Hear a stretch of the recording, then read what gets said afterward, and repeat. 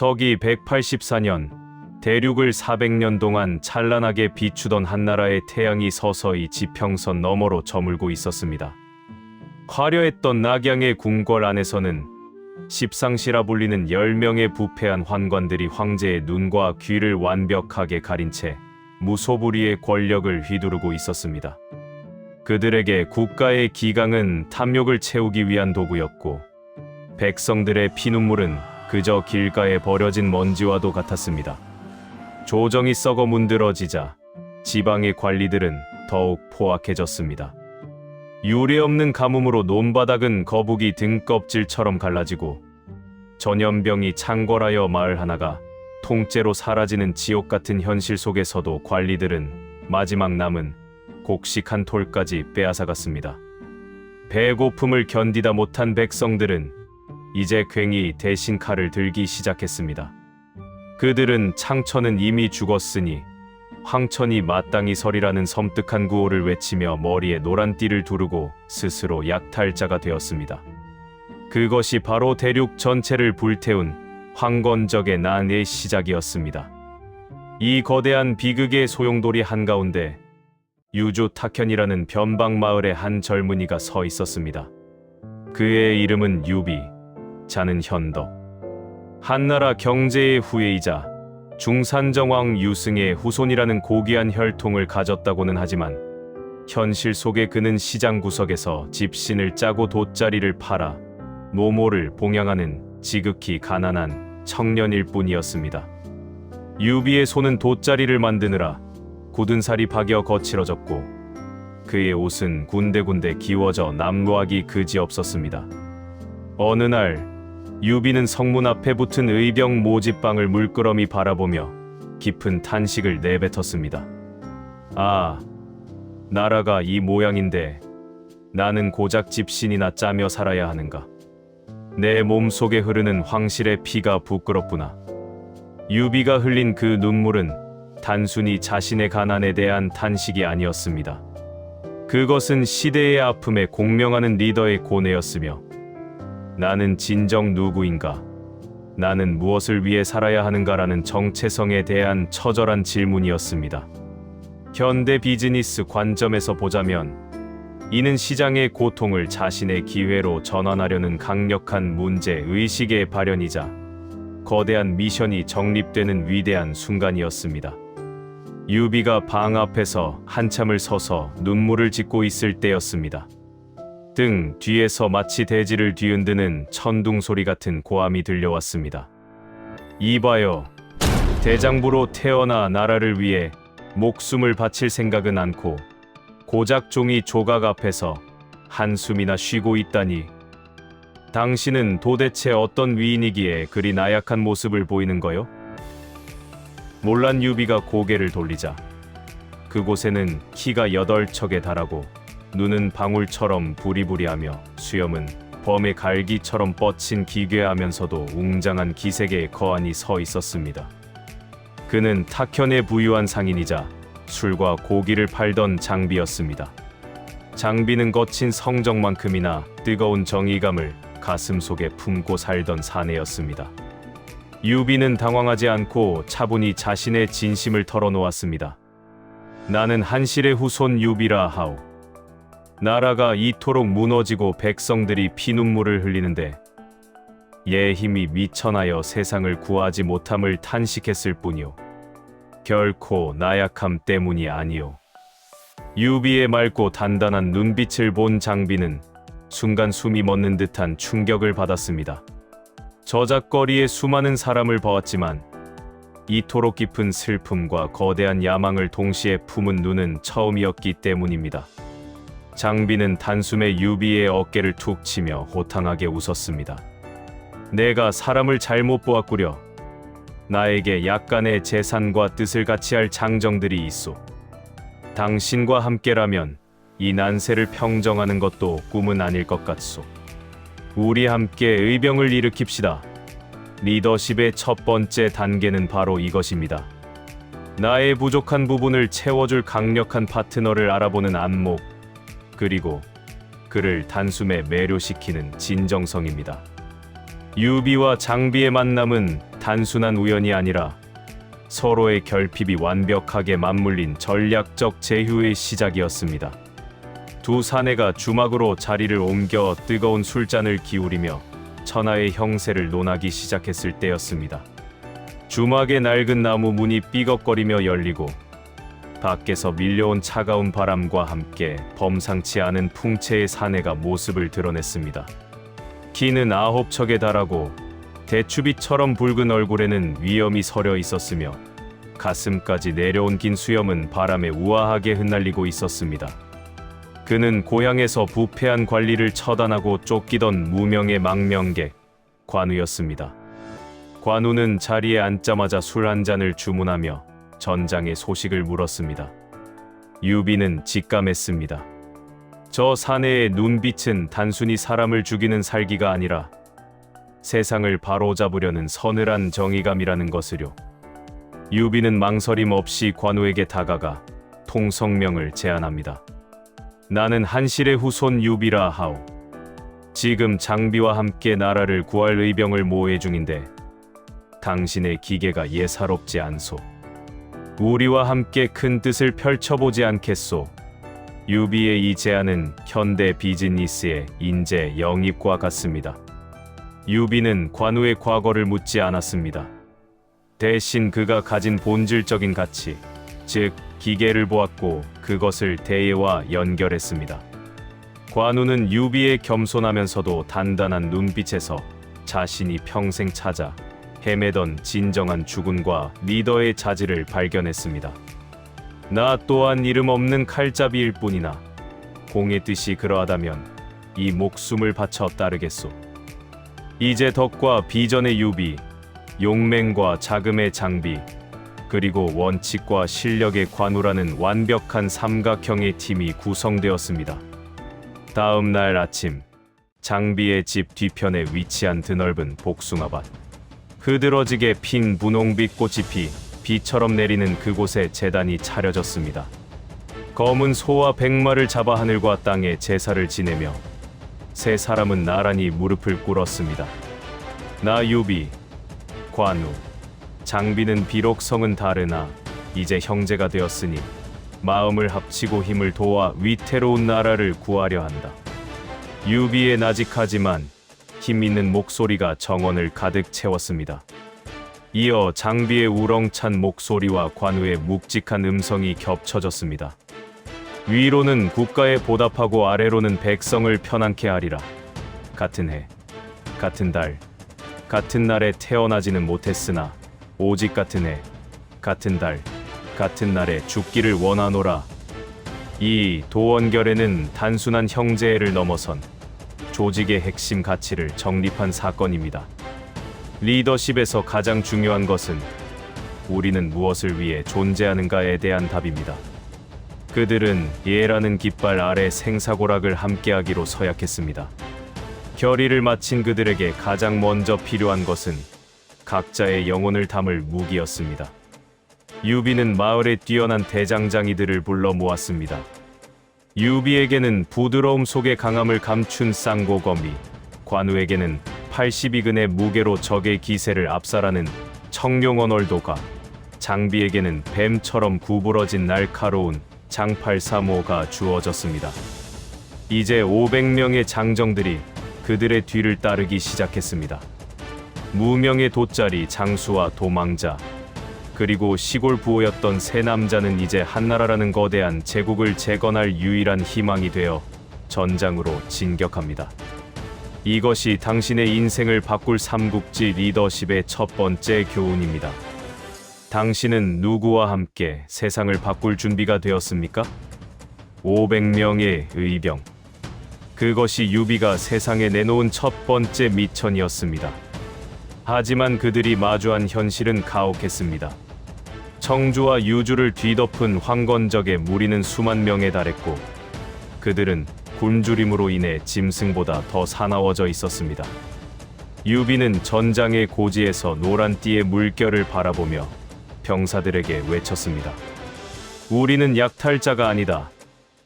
우리는 우리 가족과 무너진 이 땅의 정의를 지키기 위해 모였다. 나 유비가 가장 앞에 설 것이니 그대들은 오직 정의의 길만을 따르라.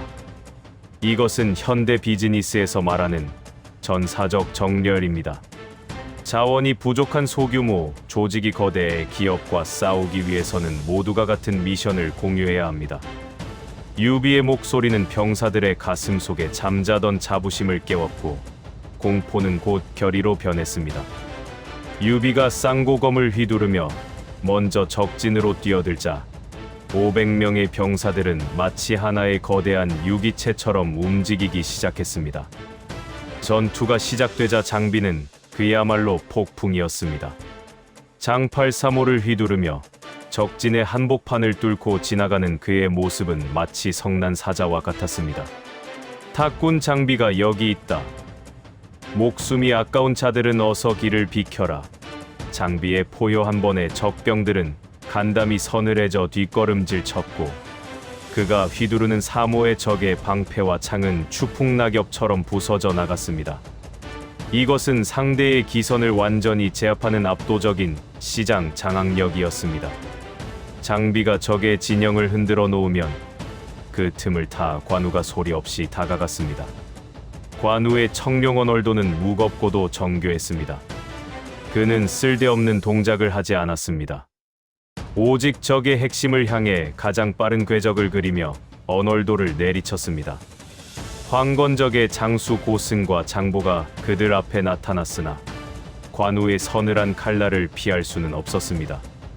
관우는 단 한 번의 일격으로 적장의 머리를 베어 넘겼고 우두머리를 잃은 황건적들은 순식간에 오합지졸이 되어 흩어지기 시작했습니다. 무명의 삼형제가 실력 하나로 세상을 깜짝 놀라게 만든 역사적인 첫 승리의 순간이었습니다. 전쟁에서 세운 눈부신 공적에도 불구하고 조정의 대우는 차가웠습니다. 배경도 돈도 없던 유비에게 돌아온 것은 변방의 작은 고을인 안희현의 현령 자리가 전부였습니다. 하지만 유비는 불평하지 않았습니다. 그는 작은 고을에서도 백성들을 진심으로 사랑했고 그들의 고통을 돌보며 선한 영향력을 전파했습니다. 그러나 부패한 시스템은 유비를 가만두지 않았습니다. 조정에서 파견된 도구라는 관리는 유비에게 노골적으로 뇌물을 요구했습니다. 듣자 하니 공을 세웠다던데 내게 성의를 보이지 않으면 그 자리를 지키기 어려울 것이오. 유비는 차갑게 거절했습니다. 백성의 고열을 짜내어 내 자리를 보전할 수는 없소. 이에 분노한 도구가 유비를 모욕하고 매질하려 하자 이를 참지 못한 장비가 폭발했습니다. 장비는 도구를 끌어내어 기둥에 묶고 사정없이 매질하며 외쳤습니다. 우리 형님이 이 나라를 위해 피를 흘릴 때 너는 어디서 무엇을 했느냐? 이 사건은 리더에게 닥친 가장 큰 딜레마를 상징합니다. 부패한 기존 질서에 순응하여 안정을 택할 것인가? 아니면 자신의 가치를 지키기 위해 모든 것을 버릴 것인가? 유비는 매맞은 도구 앞에 섰습니다. 그는 화를 내는 대신 조용히 관인을 벗어 도구의 목에 걸어주었습니다. 이런 더러운 관직 때문에 내 동생들이 고통받게 할 수는 없다. 유비는 미련 없이 관직을 버리고 다시 거친 들판으로 나섰습니다. 안희연의 백성들은 떠나는 유비의 옷자락을 붙잡고 눈물을 흘렸습니다. 우리 현령님을 보내드릴 수 없습니다. 유비 역시 백성들의 손을 잡으며 눈시울을 붉혔습니다. 하지만 그는 알고 있었습니다. 진정한 리더는 자리에 연연하는 사람이 아니라 자신이 세운 가치를 증명하는 사람이라는 것을요. 돗자리 장수에서 현령으로 그리고 다시 무명의 방랑자로 돌아간 유비. 하지만 예전의 유비와는 달랐습니다. 그의 곁에는 생사를 함께할 형제들이 있었고 그의 가슴 속에는 백성을 위한 나라라는 명확한 비전이 뿌리 내리고 있었습니다. 이제 제1화에서 시작된 그들의 여정은 황건적의 난이라는 첫 번째 시험을 넘어 훗날 조조와 여포라는 거대한 벽을 마주하게 될 운명의 소용돌이로 나아갑니다. 당신은 지금 어떤 자리에 앉아 있습니까? 그리고 그 자리를 지키기 위해 당신의 영혼을 팔고 있지는 않습니까? 유비의 선택이 오늘날 우리에게 묻고 있습니다. 조조는 왕윤에게 가보인 칠성보검을 빌려 홀로 동탁의 침소로 향했습니다. 이것은 현대 비즈니스로 치면 거대 독점 기업에 맞서 자신의 모든 것을 걸고 시장에 뛰어드는 하이 리스크 하이 리턴의 도박과 같았습니다. 조조는 동탁의 환심을 사며 기회를 엿보았고 마침내 동탁이 낮잠에 든 순간 품속의 보검을 꺼내 들었습니다. 칼날에 새겨진 7개의 보석이 차가운 안광을 내뿜으며 동탁의 목을 겨냥했습니다. 그러나 운명은 냉혹했습니다. 칼날의 빛이 거울에 반사되어 동탁의 눈에 들어왔고 동탁은 잠에서 깨어났습니다. 조조, 지금 무엇을 하려는 것이냐? 절체절명의 순간 조조의 천재적인 순발력이 빛을 발했습니다. 그는 곧장 무릎을 꿇으며 칼을 양손으로 받쳤습니다. 이 보검을 태사께 선물하려 왔습니다. 잠시 그 칼날의 예리함을 확인하던 중이었습니다. 위기를 기회로 바꾸는 조조의 이 임기응변은 리더가 극한의 상황에서 평정심을 잃지 않는 것이 얼마나 중요한지를 보여주는 대목입니다. 하지만 조조는 알고 있었습니다.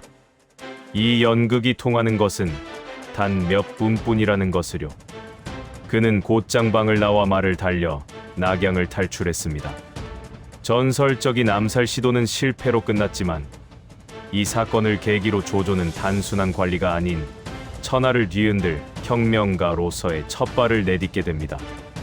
고향인 진류로 돌아온 조조는 가문의 재산을 모두 팔아 군대를 모으기 시작했습니다.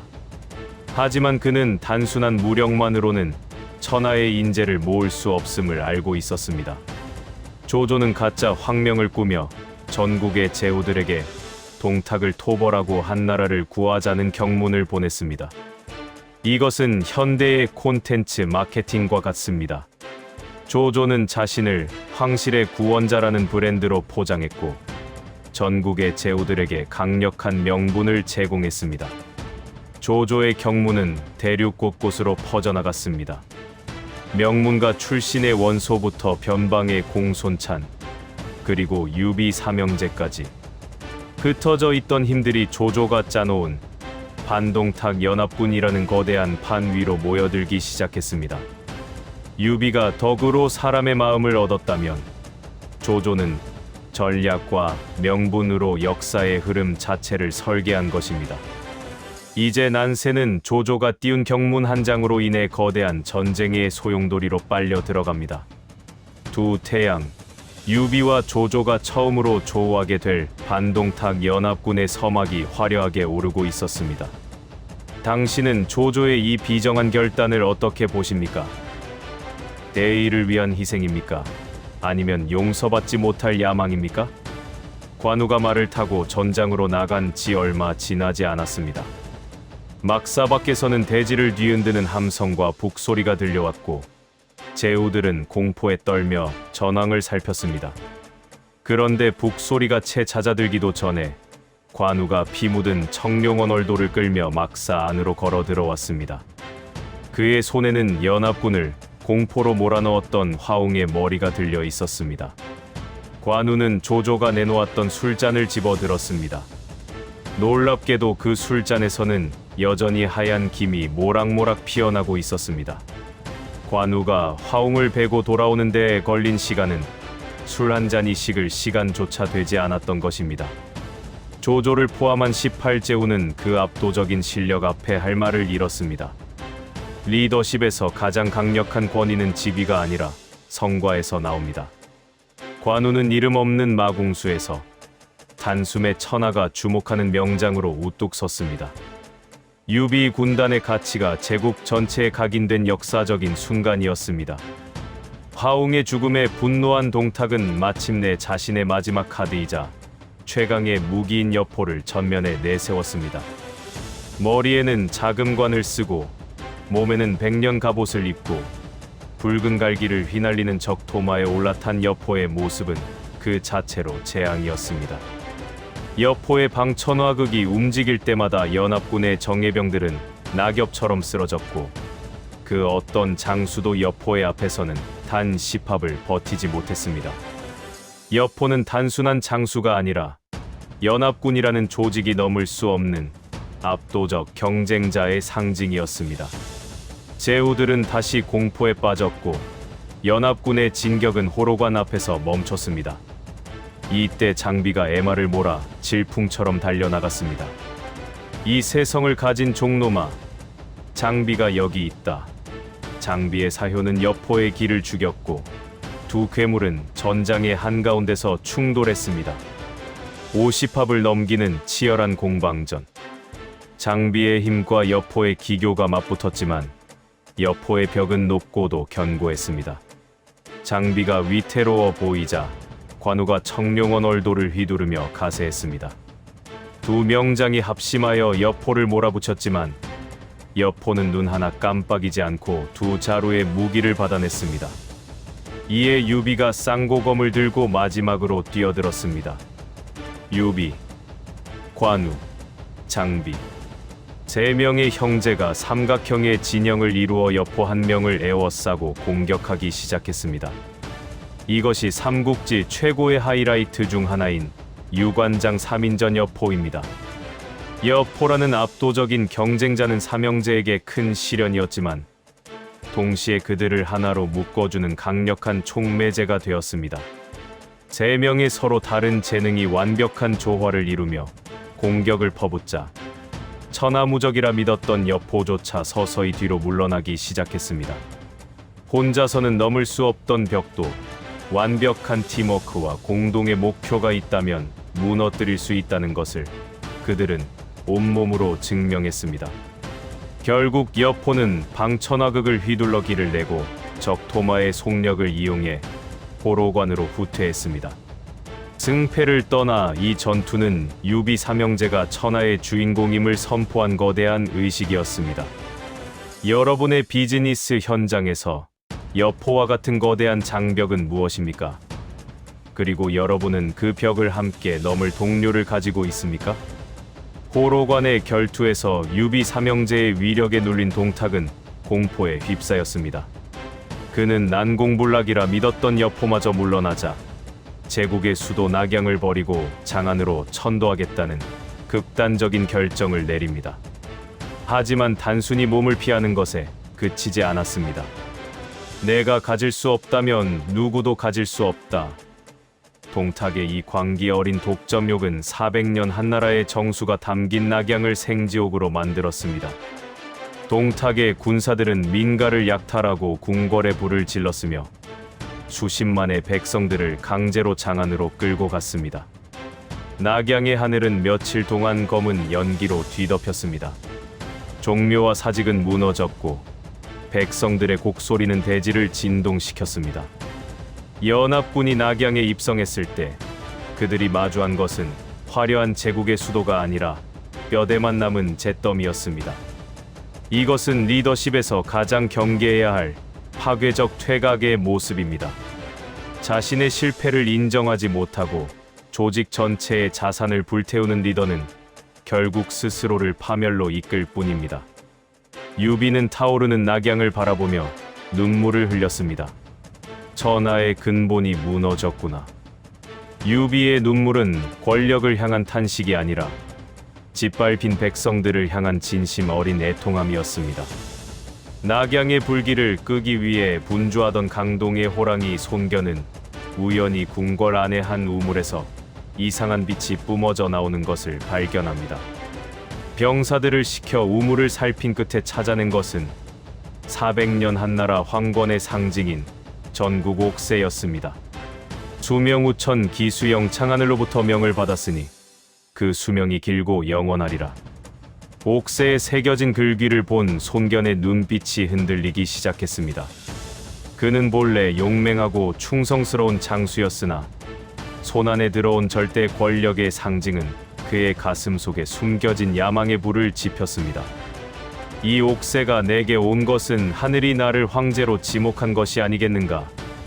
이것은 리더가 마주하는 가장 위험한 유혹인 권력의 사유화를 상징합니다.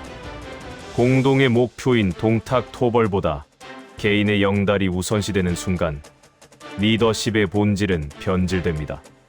손견은 옥새를 품에 숨기고 병을 핑계로 연합군을 이탈하려 합니다. 하지만 난세에 비밀이란 없었습니다. 이미 원소의 첩자들이 이 광경을 지켜보고 있었기 때문입니다. 옥새의 행방을 알게 된 맹주 원소는 손견을 불러들였습니다. 원소의 눈에는 이제 동탁을 쫓는 일보다 손견의 품에 있는 옥새가 더 중요해 보였습니다. 손 장군, 낙양에서 얻은 보물을 내놓으시게. 그것은 맹주인 내가 보관해야 마땅하네. 원소의 요구는 정당한 절차가 아니라 탐욕에 근거한 압박이었습니다. 손견은 발뺌을 하며 맹세를 퍼부었습니다. 내가 만약 보물을 얻고도 숨긴다면 칼날 아래 죽을 것이오. 두 영웅의 날카로운 설전은 곧 칼날의 충돌로 이어질 듯 긴박했습니다. 원소는 자신의 권위를 이용해 손견을 몰아세웠고, 손견은 이에 굴하지 않고 군대를 이끌고 연합군을 떠나버렸습니다. 이 장면은 비즈니스 파트너십이 어떻게 붕괴되는지를 보여주는 교과서적인 사례입니다. 리더 원소가 공정한 배분과 원칙 대신 자신의 이익을 우선시할 때 구성원 손견은 이탈을 결심하게 됩니다. 정의라는 이름으로 모였던 18제 후의 연합군은 이제 서로를 향해 칼끝을 겨누는 경쟁자로 변질되었습니다. 손견의 이탈을 시작으로 연합군은 급격히 와해되었습니다. 조조는 홀로 동탁을 추격하다가 평양에서 여포의 복병을 만나 대패하고 돌아왔습니다. 죽을 고비를 넘기고 돌아온 조조는 막사에서 술판을 벌이며 서로를 비난하는 제후들을 보며 소리쳤습니다. 내 경문을 보고 모였을 때는 모두가 영웅처럼 굴더니 지금은 어찌하여 쥐새끼처럼 구석에 박혀 서로의 이속만 챙기는가. 조조는 미련 없이 연합군을 탈퇴했습니다. 이런 오합지졸들과는 천하를 논할 수 없다. 유비 역시 이 광경을 묵묵히 지켜보며 깊은 회의감에 빠졌습니다. 제후들의 화려한 갑옷 뒤에 숨겨진 추악한 권력욕을 목격한 것입니다. 전략적 제휴에서 가장 무서운 적은 외부에 있는 경쟁자가 아니라 내부에서 싹트는 불신과 이기심입니다. 18제 후의 연합군은 그렇게 허무하게 해산되었고, 대륙은 이제 통제불능에 군웅할 것 시대로 접어들게 됩니다. 연합군이 흩어지고 각자의 영지로 돌아갈 때 유비는 동생들과 함께 다시 길을 나섰습니다. 손에는 아무것도 쥐어진 것이 없었고 여전히 무명의 떠돌이 장수에 불과했습니다. 하지만 유비는 연합군의 실패를 통해 위대한 교훈을 얻었습니다. 힘이 모인다고 해서 역사가 바뀌는 것이 아니다. 오직 하나의 마음이 모여야 비로소 천하를 평안케 할 수 있다. 원소는 명문가의 명예를 보았고, 손견은 옥새의 권력을 보았으며, 조조는 전략적 기회를 보았습니다. 그러나 유비는 불타는 낙양에서 울부짖는 백성들의 눈물을 보았습니다. 이것이 바로 유비 리더십의 차별화된 핵심 역량인 휴머니즘과 장기적 비전입니다. 단기적인 승리와 이익에 매몰된 리더들은 결국 서로를 잡아먹는 괴물이 되지만, 사람을 향한 리더는 끝까지 살아남아 새로운 시대를 연다는 진리를 유비는 가슴 깊이 새겼습니다. 이제 10화까지의 서사 중 가장 어두운 터널을 지나는 유비 삼형제. 그들의 앞에 펼쳐질 다음 시련은 최강의 적이자 가장 불안한 동반자인 여포와의 재회입니다. 여러분은 실패한 파트너십 속에서 무엇을 배우고 계십니까? 유비의 눈물 속에서 여러분만의 답을 찾아보시기 바랍니다. 포로관의 거친 흙먼지가 가라앉고 천하무적이라 믿었던 여포의 적토마가 지평선 너머로 사라졌습니다. 전장에는 파괴된 전차의 파편과 찢겨진 연합군의 깃발만이 뒹굴고 있었죠. 유비, 관우, 장비 삼형제는 거친 숨을 몰아쉬며 서로를 바라보았습니다. 그들의 전포는 피와 땀으로 얼룩져 있었고, 손에 쥔 무기는 수많은 합을 겨룬 끝에 뜨겁게 달궈져 있었습니다. 여포라는 거대한 장벽은 무너뜨리지 못했지만, 그들은 그 장벽과 맞서 싸우며 자신들이 가진 가능성을 확인했습니다. 이 장면은 현대 비즈니스에서 강력한 독점 기업이나 시장의 압도적인 선두, 주자와 맞붙은 스타트업의 모습과 같습니다. 승패보다 중요한 것은 그들과 대등하게 싸울 수 있다는 실력의 증명입니다. 여포를 물러나게 한 것은 연합군의 수십만 대군이 아니라 오직 같은 꿈을 꾸며 하나로 묶인 세 남자의 신억이었습니다. 유비는 타오르는 노을을 등지고 동생들에게 말했습니다. 이제 천하는 우리의 이름을 알게 될 것이다. 하지만 진짜 싸움은 지금부터다. 유비의 눈은 이미 호로관 넘어 더 거대하고 복잡해질 천하의 지도를 향해 있었습니다. 제1화에서 돗자리를 짜던 가난한 청년 유비가 제10화에 이르러 여포와 어깨를 나란히 하는 영웅으로 성장한 이 여정은 하나의 브랜드가 어떻게 탄생하고 성장하는지를 완벽하게 보여줍니다. 유비는 돈도 땅도 병사도 없었습니다. 그가 가진 유일한 자산은 사람의 마음을 얻는 인연과 생사를 함께할 형제들 뿐이었습니다. 하지만 이 보이지 않는 자산들이 모여 세상 그 어떤 성벽보다 단단한 브랜드 가치를 만들어냈습니다. 관우의 온주참화웅은 압도적인 실력을 상징하고 장비의 호로관 포효는 거침없는 실행력을 상징합니다. 그리고 유비의 눈물과 포용은 이 모든 힘을 하나로 묶는 철학이 되었습니다. 사람들은 이제 유비라는 이름을 들으면 진정성과 희망을 떠올리기 시작했습니다. 난세라는 거친 시장에서 소비자, 즉 백성들의 마음을 얻는 브랜딩에 성공한 것입니다. 18제후가 각자의 이익을 위해 흩어질 때 유비 삼형제만은 더욱 단단하게 뭉쳤습니다. 이것이 바로 위기 상황에서 조직을 지탱하는 리더십의 본질입니다. 조조가 보여준 냉혹한 실리 경영과 유비가 보여준 따뜻한 덕의 경영. 삼국지 전반부 10화는 이 두 가지 리더십 철학이 끊임없이 충돌하며 발전하는 과정이었습니다. 조조는 세상을 도구로 보았고 유비는 세상을 사람으로 보았습니다. 조조의 방식은 빠르고 효율적이었지만 적을 많이 만들었고 유비의 방식은 느리고 고통스러웠지만 끝내 사람들의 자발적인 충성을 이끌어냈습니다. 우리는 이 서사를 통해 리더십의 정답을 찾는 것이 아니라 상황에 맞는 리더십의 색깔을 고민해야 합니다. 여포와 같은 절대 강자를 상대할 때는 장비의 용맹이 필요하고 부패한 도구를 처리할 때는 관우의 원칙이 필요하며 흩어진 마음을 모을 때는 유비의 덕이 필요합니다. 리더는 혼자 모든 것을 잘하는 사람이 아니라 적재적소에 필요한 힘을 배치하고 조율하는 마에스트로여야 한다는 사실을 삼형제의 활약이 입증하고 있습니다. 10화의 결말은 단순히 전쟁의 끝이 아니라 이 세 가지 힘이 어떻게 조화되어 제국을 재건할 것인지에 대한 장엄한 서곡입니다. 연합군이 와해되고 영웅들이 각자의 야망을 찾아 흩어질 때 유비는 다시 낮은 곳으로 향했습니다. 그는 공을 탐내어 낙양에 머물지 않았고 권력을 쫓아 원소나 조조에게 아부하지 않았습니다. 유비는 자신이 다스리게 된 작은 고을 평원현으로 발길을 옮겼습니다. 비록 보잘것없는 작은 땅이었지만 유비에게는 그곳이 자신의 비전을 실현할 첫 번째 테스트 베드였습니다.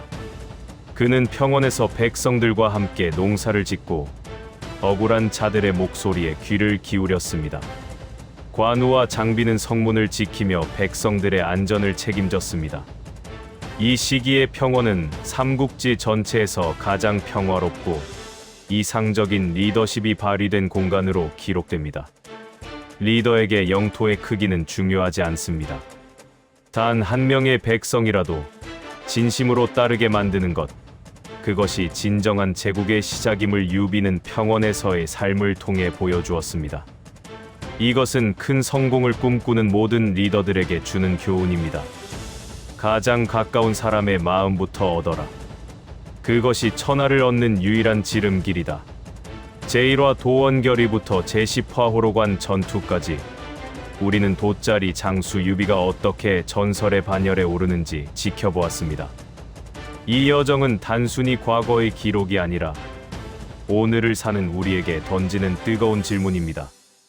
당신은 무엇을 위해 잔을 높이 들었는가? 당신은 당신의 실력을 수리시키기 전에 증명할 준비가 되었는가? 그리고 당신은 거대한 벽 앞에서 동료의 손을 잡고 끝까지 싸울 용기가 있는가? 삼국지의 첫 번째 장이 막을 내립니다. 하지만 이것은 진정한 전설의 시작일 뿐입니다. 이제 곧 서주의 혼란, 여포와의 피할 수 없는 재회, 그리고 조조와의 본격적인 천하쟁패가 시작될 것입니다. 유비 삼형제가 보여준 이이의 리더십은 더 큰 풍파를 맞이하며 단단해질 것입니다. 영웅은 난세가 만드는 것이 아니라 난세에 굴하지 않는 의지가 만드는 것입니다.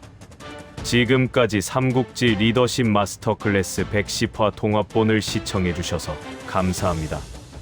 여러분의 인생이라는 전장에서도 유비의 덕과 관우의 실력, 장비의 기계가 함께하기를 바랍니다. 전설은 지금부터입니다.